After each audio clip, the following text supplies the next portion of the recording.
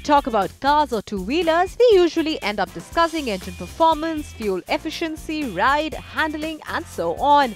When was the last time you discussed about automotive lighting while discussing cars? Let us guess, the answer is probably never. There's so much to an automobile than what meets the eye. With rapid strides being made in engine technology, performance and other areas, we often forget that lighting too is very crucial in a car or a two-wheeler.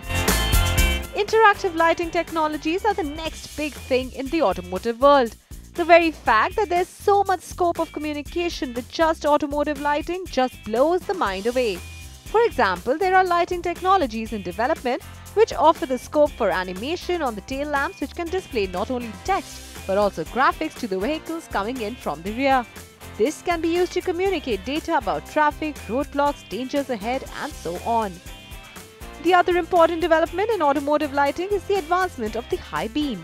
The new generation Volkswagen Touareg offers IQ LED lighting technology, which has 256 individual LED lamps in a headlamp cluster and can operate individually. This means that when the high beam is deployed in the car and there is oncoming traffic, the individual LED lamps will automatically switch off and mask the oncoming cars so that it does not have the problem of glare. At the same time, the IQ lighting technology illuminates everything else on the road and offers optimum information to the driver. Volkswagen is also working on a very simple but crucial technology which enables the headlamps to project two parallel lines on the road in the night, which are an indication of the car's width. This is extremely helpful to the driver, who can then avoid obstacles such as bumps, potholes, stray animals and other such things with the width and track of the car clearly demarcated.